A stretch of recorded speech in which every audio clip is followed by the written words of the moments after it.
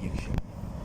जब भी हमने वर्ड स्टैंडर्ड कहा मतलब स्टैंडर्ड एंथैल्पी ऑफ रिएक्शन को हम कहेंगे डेल्टा एच नॉट, इससे शो करेंगे। इसका मतलब standard change in enthalpy at standard. तो डेल्टा एच स्टैंडर्ड मतलब कोई भी रिएक्शन स्टैंडर्ड कंडीशन पे हो रहा है, कोई भी रिएक्शन स्टैंडर्ड कंडीशन पे हो रहा है।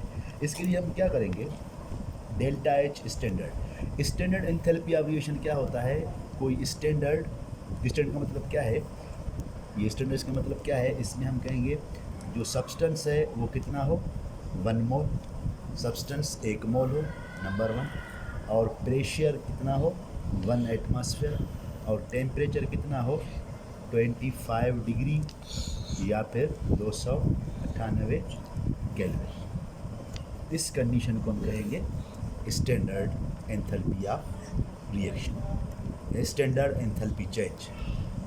इसको हम कहेंगे delta H not. Delta H not क्या है, डेल्टा एच क्या है, एंथैल्पी चेंज है, नॉट मतलब क्या है, enthalpy change at standard condition.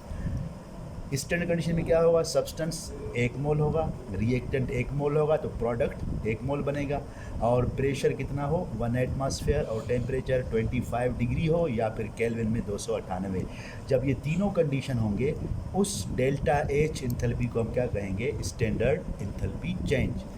Standard enthalpy of reaction क्या है, एक रिएक्शन हो रहा है, रिएक्टेंट है, क्या बना रहा है, प्रोडक्ट। अब इस रिएक्टेंट में जो है वो कितना एनर्जी है और प्रोडक्ट में कितना एनर्जी है, ये जो है वो कोई भी रिएक्टेंट हो रहा है तो इसको हम स्टैंडर्ड एंथैल्पी ऑफ रिएक्शन कैसे निकालेंगे, डेल्टा एच, क्योंकि यहाँ रिएक्टेंट की एनर्जी में चेंज आएगा, प्रोडक्ट में चेंज, डेल्टा एच क्या करेंगे, एच एफ ऑफ प्रोडक्ट्स की एनर्जी नॉट, एच नॉट मतलब क्या, standard formation of product minus H not of reactant. इसको हम ऐसे लिखेंगे, delta H is equal H not product minus H not reactant. मतलब क्या है, एक रिएक्शन हो गया, प्रोडक्ट बन गया, अब प्रोडक्ट में कितना एनर्जी है माइनस रिएक्टेंट एनर्जी,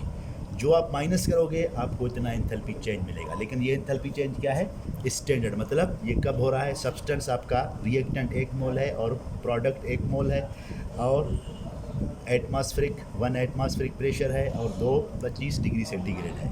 तो हम कह सकते हो स्टैंडर्ड एंथैल्पी ऑफ रिएक्शन क्या होगा, कोई भी रिएक्शन जिसमें हीट इन्वॉल्व है, हीट एब्जॉर्ब हो रहा है या हीट इवॉल्व हो रहा है एट स्टैंडर्ड कंडीशन, जो भी एटम्स रिएक्टेंट्स और प्रोडक्ट्स क्या होंगे स्टैंडर्ड कंडीशन में होंगे, और टेम्परेचर 25 डिग्री होगा और प्रेशर 1 एटमॉस्फेयर होगा, ये होगा। अब जो है वो एलिमेंट्स किस में होनी चाहिए, जो रिएक्टेंट और प्रोडक्ट्स किस में होनी चाहिए, अपने स्टैंडर्ड फॉर्म में।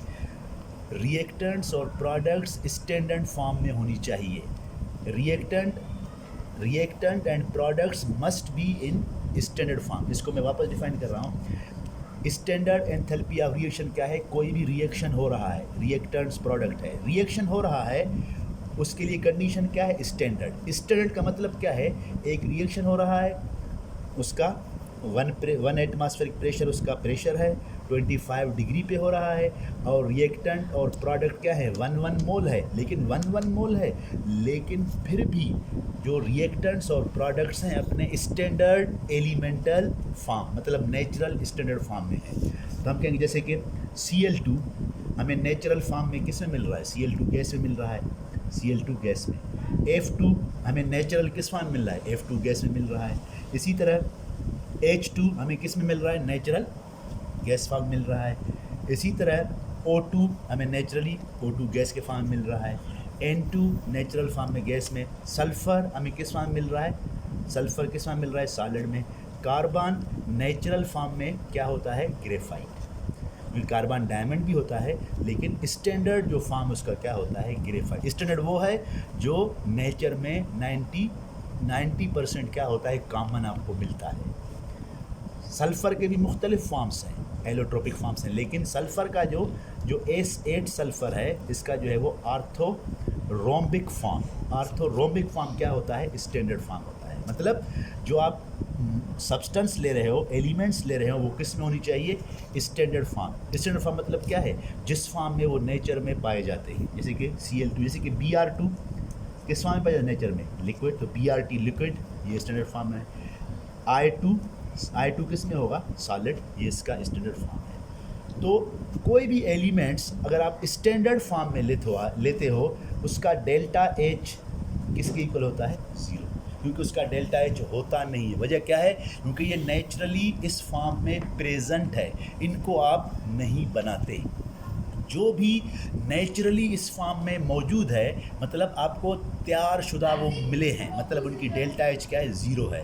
क्योंकि जो भी एलिमेंट्स या मॉलिक्यूल्स नेचुरली जिस फॉर्म में है, मतलब नेचर में वो पहले से मौजूद है, मतलब वो नेचर में उसने उसको बनाया है, मतलब कुदरत ने उसको नेचुरली पहले से ही बना के रखा है, इसलिए डेल्टा एच से क्या होता है? ज़ीरो। ग्रेफाइट का डेल्टा एच, कार्बन सॉलिड क्या होगा? ज़ीरो। Cl2 गैस, इसका डेल्टा एच ज़ीरो। मतलब जितने भी एलिमेंट्स हैं अपने नेचुरल स्टैंडर्ड फॉर्म में, उनका डेल्टा एच क्या होता है? ज़ीरो। तो ये चीज़ ध्यान रखना है। अब एंथैल्पी ऑफ रिएक्शन के डिफरेंट टाइप्स हैं, तो हम कहेंगे enthalpy of formation, enthalpy of neutralization, enthalpy of combustion, enthalpy of, तो डिफरेंट टाइप्स के एंथैल्पी है। तो यहाँ मैं एंथैल्पी के डिफरेंट टाइप्स को लिखूँगा। एंथैल्पी स्टैंडर्ड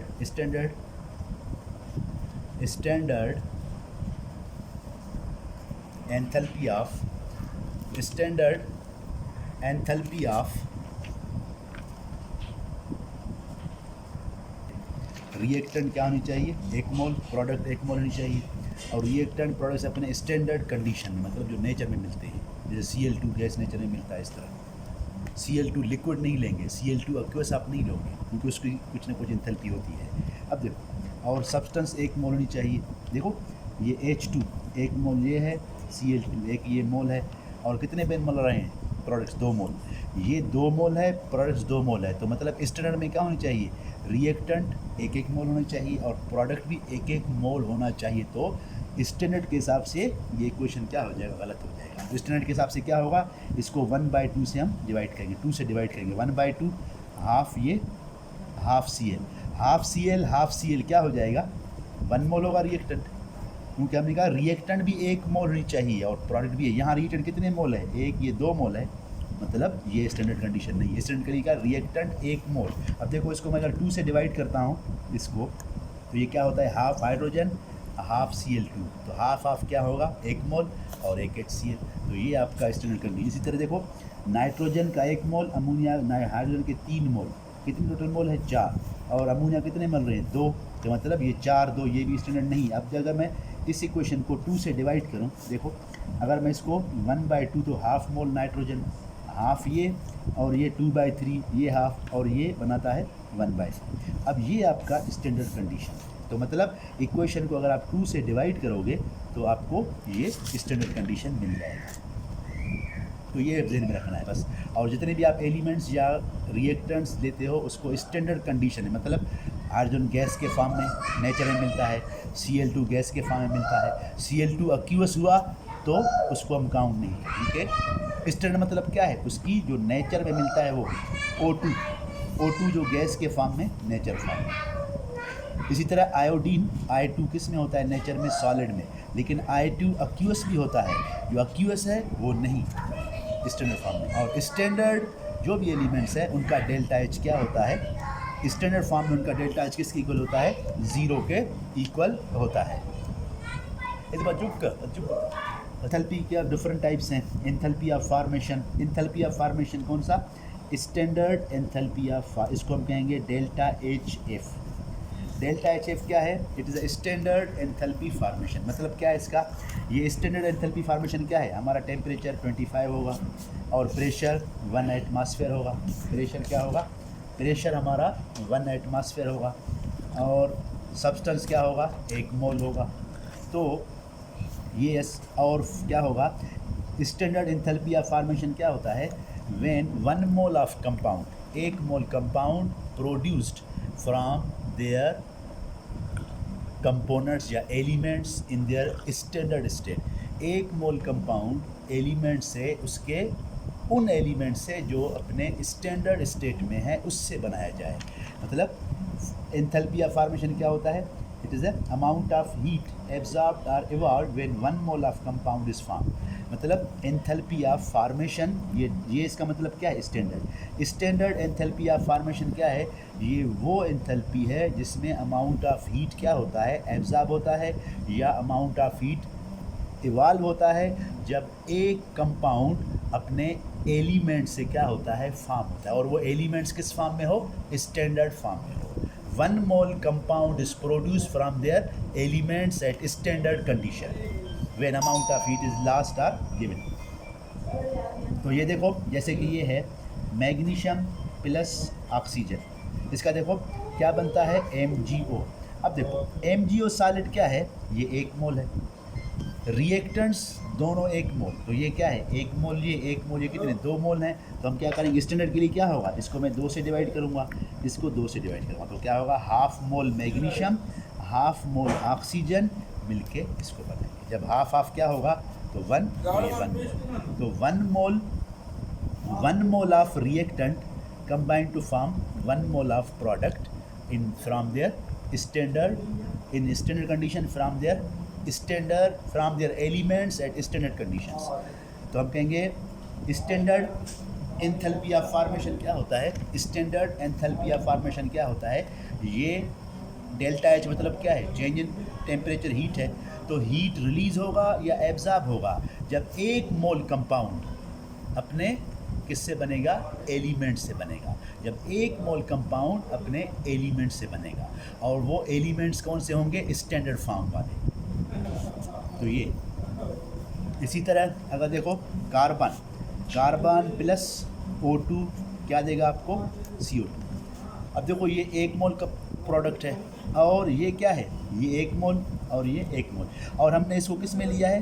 कार्बन किस में मिलेंगे? सॉलिड मतलब कौन सा? ग्रेफाइट, डायमंड नहीं। और ऑक्सीजन, क्योंकि ये दोनों एलिमेंट्स क्या होंगे? अपने स्टैंडर्ड कंडीशन में जो नेचर में मिलते हैं। तो स्टैंडर्ड एंथैल्पी फॉर्मेशन क्या होता है? अमाउंट ऑफ हीट रिलीज्ड या amount of heat absorbed when 1 mole of substance is produce from their constituents. 1 mole substance अपने एलिमेंट्स से बनते हैं, और ये एलिमेंट्स किस फॉर्म में होनी चाहिए? Standard form. अगर यहाँ आपने डायमंड लिखा तो ये क्वेश्चन सही नहीं होगा। तो this is the enthalpy of standard enthalpy of formation. Simple. Standard enthalpy of formation क्या है? ये अमाउंट ऑफ हीट रिलीज होगा या एब्जॉर्ब होगा जब 1 मोल कंपाउंड बनेगा अपने कंपोनेंट से। स्टैंडर्ड क्यों कहते हैं? यहाँ टेम्परेचर 25 होगा, एटमॉस्फेरिक प्रेशर 1 होगा, ATM होगा, और सब्सटेंस क्या होगा? 1 मोल होगा। ये सही। दूसरा है enthalpy of neutralization. Standard enthalpy of इसको हम क्या लिखेंगे? इसका सिंपल लिखेंगे डेल्टा HN, और ये delta H not N।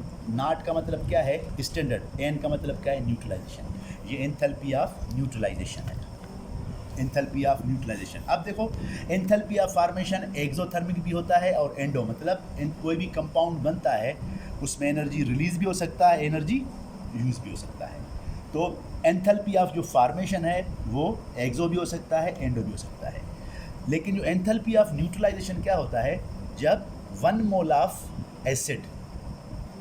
Of acid base react to produce 1 mole of salt and 1 mole of water, तो वो आपका होता है एंथैल्पी ऑफ न्यूट्रलाइजेशन।